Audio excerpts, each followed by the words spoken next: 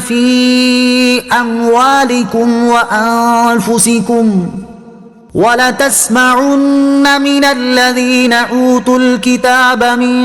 قَبْلِكُمْ وَمِنَ الَّذِينَ أَشْرَكُوا أَذًى كَثِيرًا وَإِن تَصْبِرُوا وَتَتَّقُوا فَإِنَّ ذَلِكَ مِنْ عَزْمِ الْأُمُورِ۔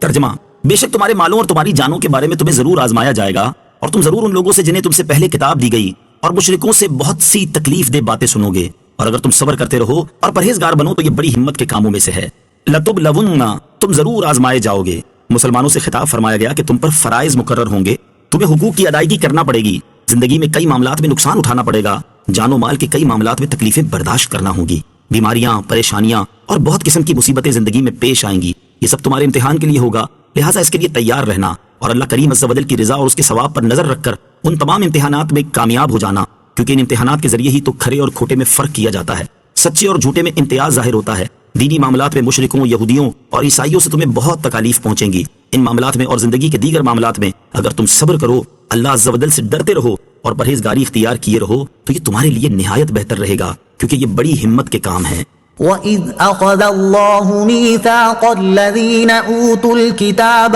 لَتُبَيِّنُنَّهُ لِلنَّاسِ وَلَا تَكْتُمُونَهُ فَنَبَذُوهُ وَرَاءَ ظُهُورِهِمْ وَاشْتَرَوْا بِهِ ثَمَنًا قَلِيلًا فَبِئْسَ مَا يَشْتَرُونَ۔ ترجمہ: اور یاد کرو جب اللہ نے ان لوگوں سے عہد لیا جنہیں کتاب دی گئی کہ تم ضرور اس کتاب کو لوگوں سے بیان کرنا اور اسے چھپانا نہیں، تو انہوں نے اس عہد کو اپنی پیٹھ کے پیچھے پھینک دیا اور اس کے بدلے تھوڑی سی قیمت حاصل کر لی، تو یہ کتنی بری خریداری ہے۔ وَإِذْ أَخَذَ اللَّهُ مِيثَاقَ، اور جب اللہ نے عہد لیا، اللہ تعالیٰ نے توریت و انجیل کے علماء پر واجب کیا تھا کہ ان دونوں کتابوں میں سرور کائنات صلی اللہ تعالیٰ علیہ وسلم کی نبوت پر دلالت کرنے والے جو دلائل ہیں وہ لوگوں کو خوب اچھی طرح واضح کر کے سمجھا دیں اور ہرگز نہ چھپائیں، لیکن انہوں نے رشوتیں لے کر آپ علیہ الصلوۃ والسلام کے ان اوصاف کو چھپایا جو توریت و انجیل میں مذکور تھے۔ علم دین چھپانا گناہ ہے۔ اس آیت سے یہ بھی معلوم ہوا کہ علم دین کو چھپانا گناہ ہے۔ حضرت ابو ہریرہ رضی اللہ تعالیٰ عنہ سے روایت ہے کہ نبی اکرم صلی اللہ تعالیٰ علیہ وسلم نے ارشاد فرمایا، جس شخص سے کچھ دریافت کیا گیا جس کو وہ جانتا ہے اور اس نے اس کو چھپایا، روز قیامت اسے آگ کی لگام ڈالی جائے گی۔ علماء پر واجب ہے کہ اپنے علم سے فائدہ پہنچائیں اور حق ظاہر کریں اور کسی غرض فاسد کے لیے اس میں سے کچھ نہ چھپائیں۔ لا تحسبن الذين يفرحون بما أتوا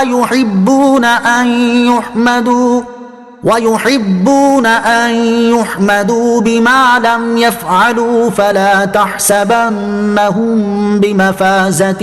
من العذاب وَلَهُمْ عَذَابٌ أَلِيمٌ۔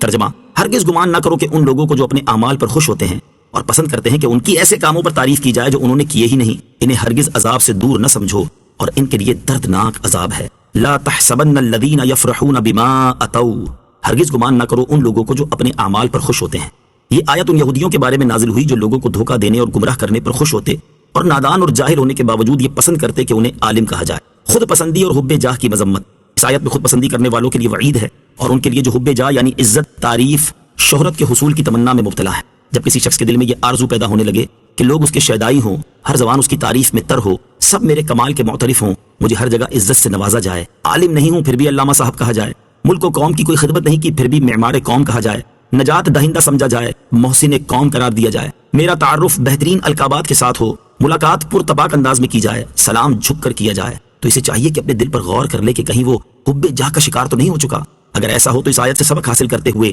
فوراً سے پیشتر اس سے چھٹکارے کی کوشش کرے۔ یاد رکھیے خود پسندی اور حب جاہ کے مرض میں مبتلا شخص اخروی انعامات سے محرومی کا شکار ہوتا ہے اور دل میں منافقت کی زیادتی، قلبی نورانیت سے محرومی، دین کی خرابی میں مبتلا ہو جاتا ہے، نیز برائی سے منع کرنے اور نیکی کی دعوت دینے سے محرومی، ذلت و رسوائی کا سامنا، اخروی لذت سے محرومی، قلبی سکون کی بربادی اور دولت اخلاص سے محرومی جیسے نقصانات کا سامنا کر سکتا ہے۔ لہٰذا اسے چاہیے کہ دنیا کی بے ثباتی، تعریف پسندی کی مذمت، منصب و مرتبے کے تعلق سے اخروی معاملات اور بزرگان دین کے حالات و اقوال کا بکثرت مطالعہ کرے تاکہ ان مذموم امراض سے نجات کی کوئی صورت ہو۔ ترغیب کے لیے ہم یہاں خود پسندی اور حب جاہ سے متعلق چند احادیث اور بزرگان دین کے احوال و اقوال ذکر کرتے ہیں۔ چنانچہ حضرت جندب رضی اللہ تعالیٰ عنہ سے روایت ہے، بخاری شریف کی حدیث ہے کہ نبی کریم علیہ الصلوۃ والسلام نے ارشاد فرمایا، جو شہرت طلب کرے گا قیامت کے دن اس کے عیبوں کی تشہیر ہوگی، اور جو شخص لوگوں کو دکھانے کے لیے عمل کرے گا اللہ تعالیٰ اسے اس کا بدلہ دے گا۔ ترمذی کی حدیث ہے، حضرت کعب بن مالک رضی اللہ تعالیٰ عنہ سے روایت ہے، حضور پر نور علیہ الصلوۃ والسلام نے ارشاد فرمایا،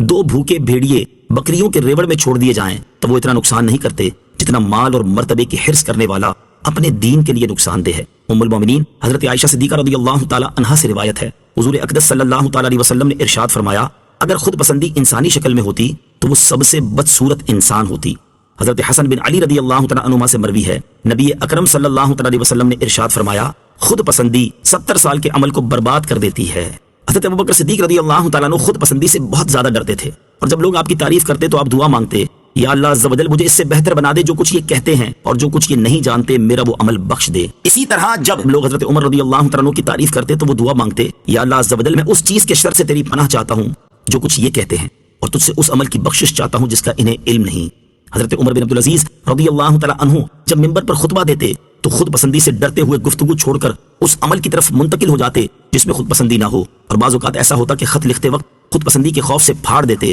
اور کہتے، یا اللہ عز و جل میں نفس کے شر سے تیری پناہ چاہتا ہوں۔ حضرت بشر حافی رحمۃ اللہ تعالی علیہ فرماتے ہیں، میں نے ایسا شخص نہیں دیکھا جو شہرت کا طالب ہو اور اس کا دین برباد نہ ہوا ہو اور اس کے حصے میں رسوائی نہ آئی ہو۔ حضرت محمد بن واسع رحمۃ اللہ تعالی علیہ اپنے زمانے کے عبادت گزاروں سے فرماتے تھے، تم پر افسوس ہے، تمہارے اعمال کم ہونے کے باوجود ان میں خود پسندی داخل ہو گئی، اور تم سے پہلے لوگ اپنے اعمال کی کثرت کے باوجود ان پر تکبر نہیں کرتے تھے۔ اللہ کی قسم، پہلے لوگوں کی عبادت کو دیکھا جائے تو اس کے مقابلے میں تم محض کھیلنے والے ہو۔